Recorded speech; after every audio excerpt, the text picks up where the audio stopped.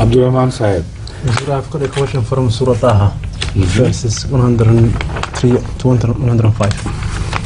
أعوذ بالله من الشيطان الرجيم. يوم ينفخ في الصور ونحشر المجرمين يومئذ زرقا يتخافتون بينهم إن لبثتم إلا عشرا نحن أعلم بما يقولون إذ يقولون أمثلهم طريقة إن لبثتم إلا يوما. So my question is, what is meant by Asur and Zurqa? Translated in then. This verse can be understood in two ways, like most of the verses applicable to the hereafter are also applicable in this world here. So this is the beauty of the Quran, that the same words are used so masterly that it can predict the things of this world as well as of the world to come. So in this world, this sur means when the final day of judgment arrives, when Islam is going to emerge victorious and the rest of the country, people will be subdued, and that will be a sort of hell for them. And the majority of such people you can recognize by the color of their eyes. They will be blue-eyed nations, because they are the one who will be given ascendancy over the entire world. So when they suffer at the end, at the hands of some decree of Allah, not by man-made things, and suddenly they will drop to the level of nothingness. All their glory, all their ascendancy over the rest of the world, all their supremacy in different sciences, etc., will be snatched away from them because of that war which has been predicted in Surah Taha. Surah Taha speaks of يَسْأَلُونَكَ عَنِ الْجِبَالِ قُلْ يَنْسِفُهَا رَبِّي نَسْفًا فَيَذَرُهَا قَاعًا صَفْصَفًا. That is, as I've already spoken on this subject before, is the global war which will destroy the superpowers and those great powers who look down upon the rest of the world as if they are from the mountains, looking at them from the mountain top. These are the mountains of arrogance, of pride, which will be shattered and they will be leveled. This is their hell. This is a hell for a people, to become ruled by those whom they used to rule before. Like Muslims also suffered the same hell in Spain, when they were overthrown after 800 years rule, or at that time when the things began, it was 500 some years or 600 years complete rule. Then it was so agonizing for them that one of the it was, I think, king of some area in Spain, a Muslim who in fact deserted the cause of it was Ziyad in the end, Tariq ibn Ziyad, the last one. Yeah. Tariq ibn Ziyad. When he deserted his cause and ultimately he was defeated, and the Christian powers did not keep their promise, and he had to run for his life himself, then you know what happened to him? Agony turned him mad. And last we hear of him was a madman begging for food in the streets of Morocco. Which particular place it was, I don't remember. Maybe it was the capital of that at that time. But the historians tell us that he met that end at last. So the agony of losing power and becoming slaves to the people whom you have ruled for centuries is a very punishing thing. So if you interpret it metaphorically, and if you interpret these verses to be applicable to this life here on earth, then it becomes so obvious. The blue-eyed people are all the European races. As against all other people, their eyes, the color of eye is different. These are the blue-eyed people. And because during their rule, they would have defied God, they would have invented philosophies which would reject God and godly things. They would drift away so far from religious values that even their own religion, Christianity, would be a thing of the past. They will not take Christianity seriously enough to practice it. If they had done, this punishment will not be promised. Because the Holy Quran tells us elsewhere that even Christians, if they honestly follow their faith and do good deeds and believe in the hereafter, they have nothing to fear. This is the graciousness of God as presented by the Holy Quran.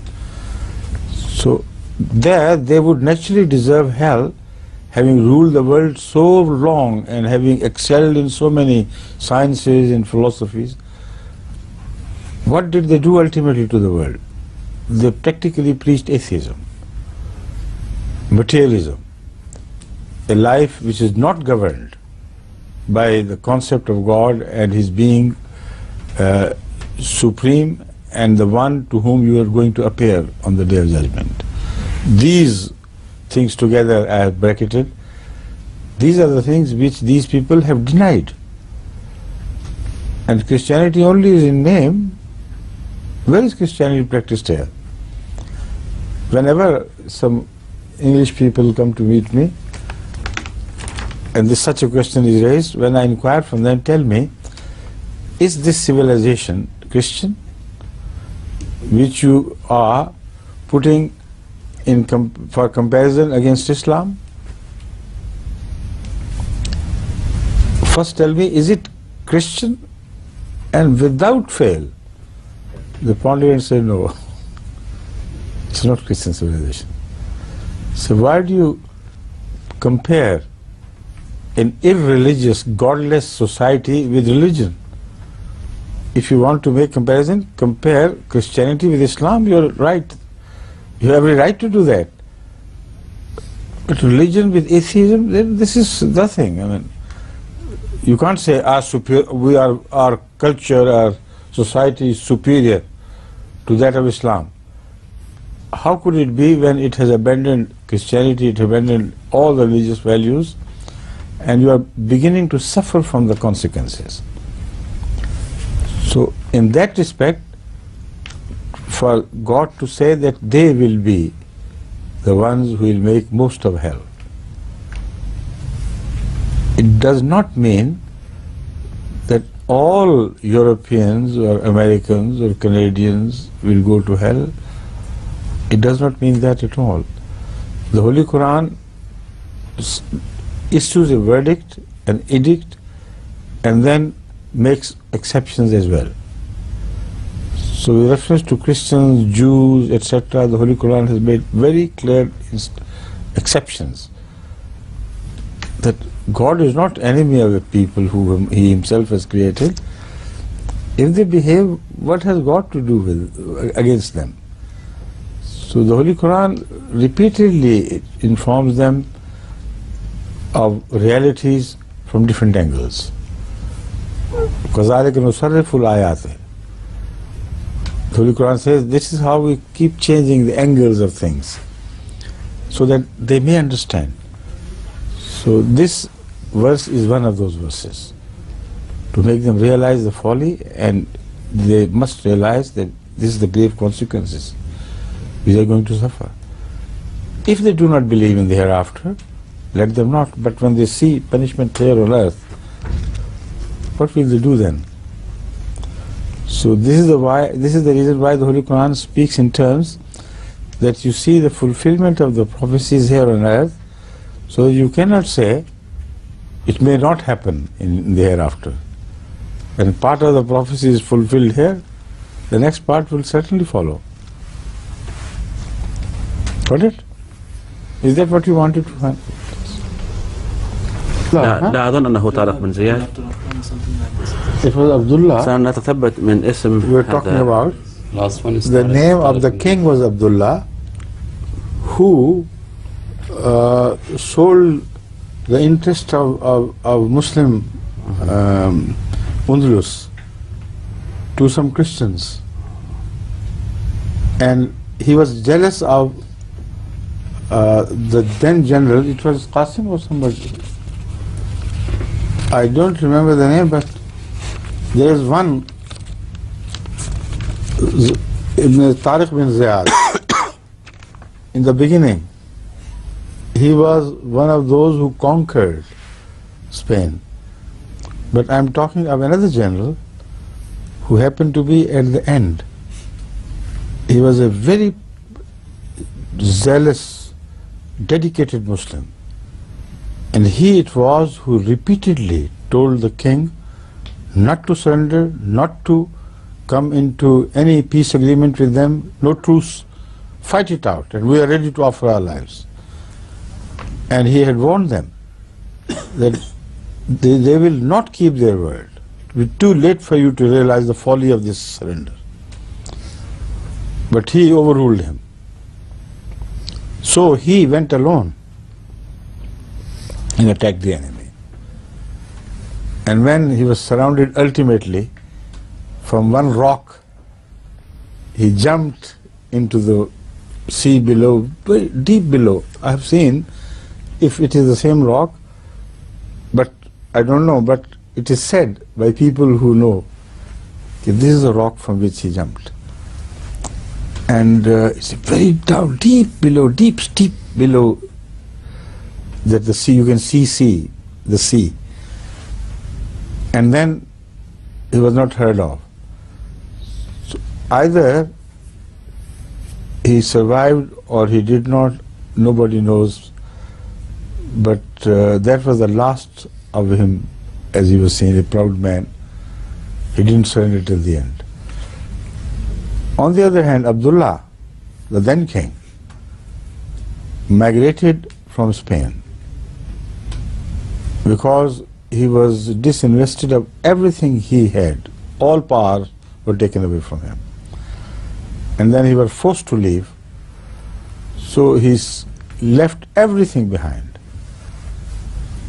And then while he was leaving Spain, leaving the country, I have seen the mountain top from which he for the last time looked back at Spain, at Andalus. I've seen the rock on which he stood. His mother, who was a very pious and dedicated lady, who also was against his surrender, she was by his side. So he looked back and started crying. How punishing it is to leave. The mother said, that you could not, which you could not hold with sword, you're trying to get back with tears? What a beautiful slap on his face. It is said that he, when he went to Morocco, he turned mad because of the agony of all this which had happened. And he lost all his power and everything, and what he had brought on Islam. Muslims were wiped out, completely wiped out from Spain. So that is what happened to him in the end, that he used to roam the streets of, what was the capital of the Spain? Rabat. I'm not sure whether it was Rabat or some other town. I think it was Rabat where he went. So a blind beggar who was mad, half mad, he used to roam the street, walk the streets of Rabat and cry for mercy and and some arms with a bowl in his hand. So that is what I said. I mean, this is a long diversion from the subject of discussion, but I thought the Muslims should be told what has happened to them before in the past. It's a very sad memory. So this was his end at last. The agony of losing power, the agony of ultimate total defeat creates a hell for you on earth. And it was that hell in which he burnt before he departed for the next world.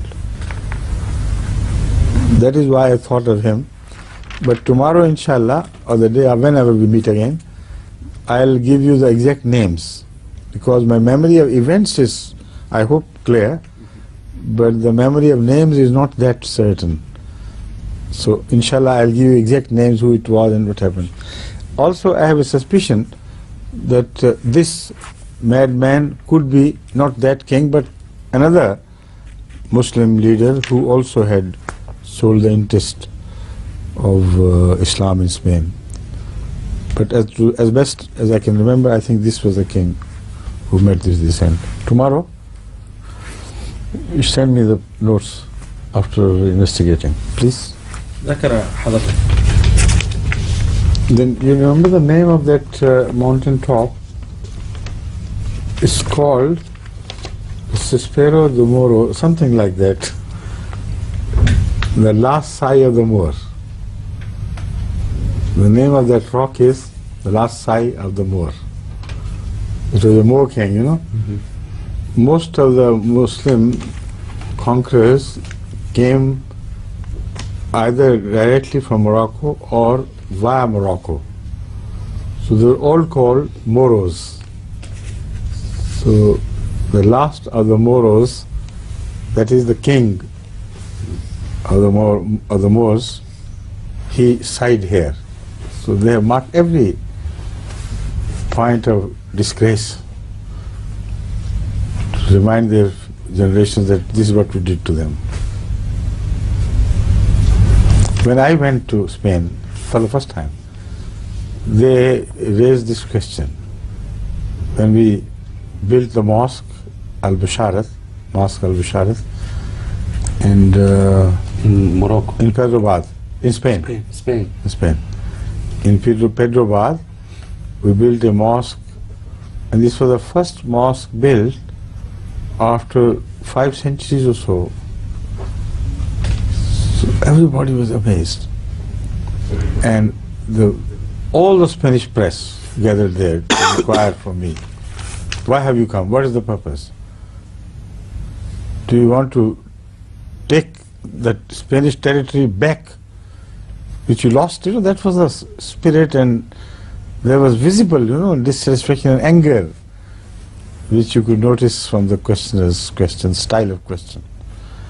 So what I said later on, that became the headline, the flash news of almost all the papers. I said, in brief, I can tell you this much, that what the Muslim sword cannot hold, we have come to win back with love of Islam. With the love of Islam. This they liked so much, you know, the flash that he said, this is what he said. I don't remember exactly what my words were, but this was a comparison. The sword lost the territory. Ah, yes.